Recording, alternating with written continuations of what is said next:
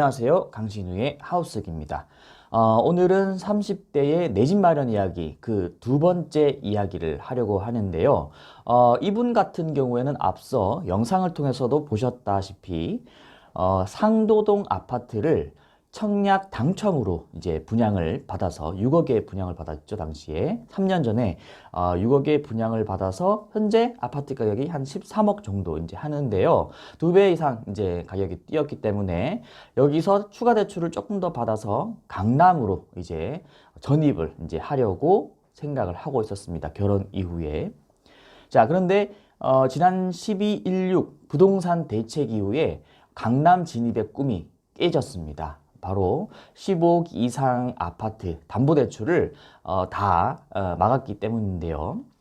자, 그래서 이분은 우회적인 방법을 택했다고 합니다. 시간은 걸리겠지만 어떤 방법을 택했을까요? VTR로 준비했습니다. 한번 보시죠.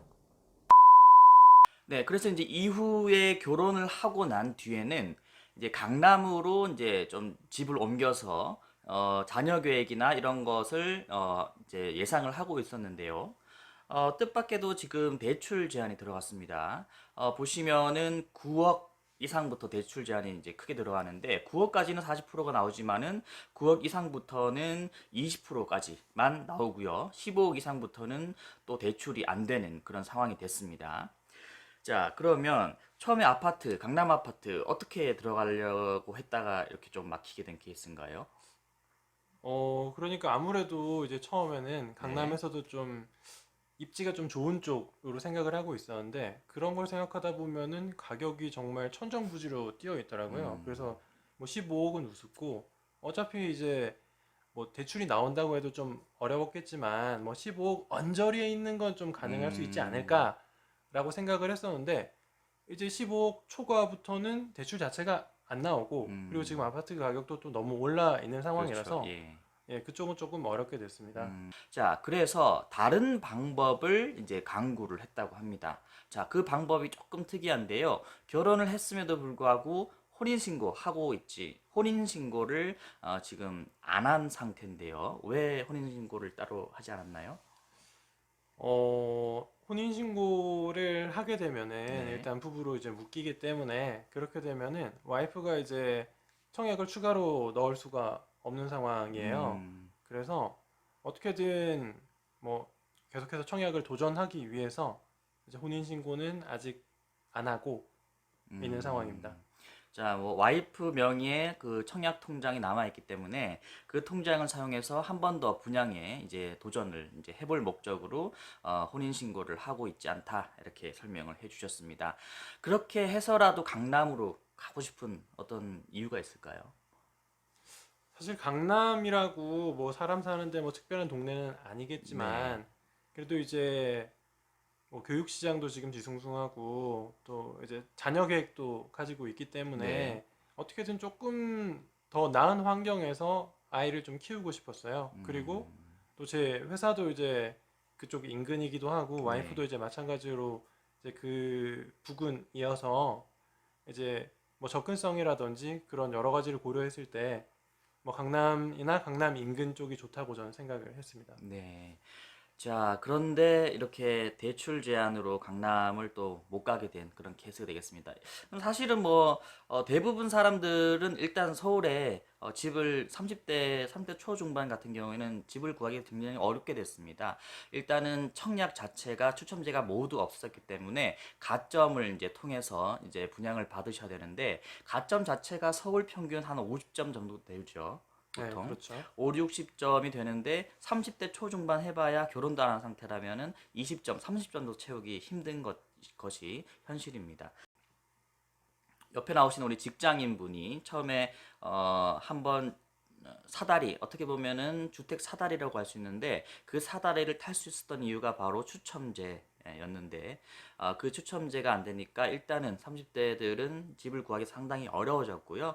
그다음에 우리 추첨으로 이제 자금을 조금 더 불린 분들 같은 경우에는 지금 집값이 두 배, 세 배 이렇게 강남, 비강남 지역에는 집값이 많이 뛰었다 하더라도 강남까지 강남으로의 진출은 이제 더 힘들게 된 그런 상황입니다.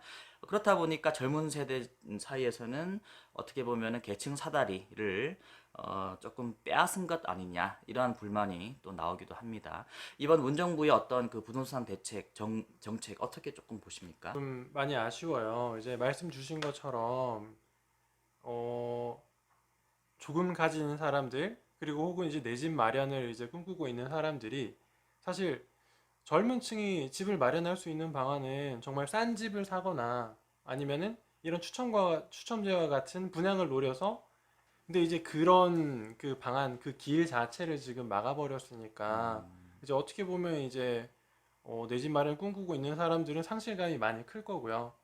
이제 저 같은 경우는 이제 운 좋게 정말 이제 분양을 받은 케이스지만은 그렇지 못한 분들이 정말 대다수일 음, 거라서 저도 좀 마음이 좋지는 않아요. 네, 어쨌든 지금 집을 가진 사람도 불안하고 또 집이 없는 사람도 지금 불안한 그런 상황입니다. 어쨌든 문재인 정부의 어떤 부동산 대책 모두가 이제 응원하는 뭐 응원을 하기도 하고 좀 더 불안하기도 한데 어쨌든 집값이 너무 천정부지로 치솟고 있으니까 그런 것들의 안정화를 좀 해달라라는 게 모든 국민들의 마음인 것 같습니다. 네, 이분 같은 경우에는 집값이 오르는 게, 좀 무섭다. 이렇게, 그 얘기도 했는데요.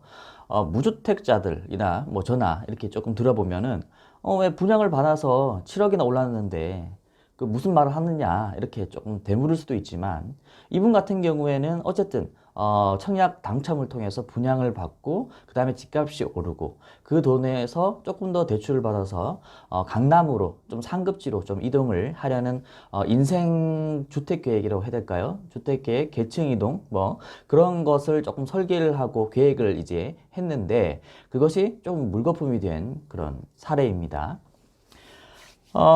결혼 이후에는 혼인신고도 뭐 하지 않고 계속 이제 분양시장을 이제 돌아다닌다고 하시는데요. 네, 이렇게 이번에는 좀 뭐 설 특집으로 1, 2편 이렇게 나눠서 30대 내 집 마련 이야기, 좀 극단적이지만, 서울에서 살아가는 평범한 그런 30대 이야기를 했습니다.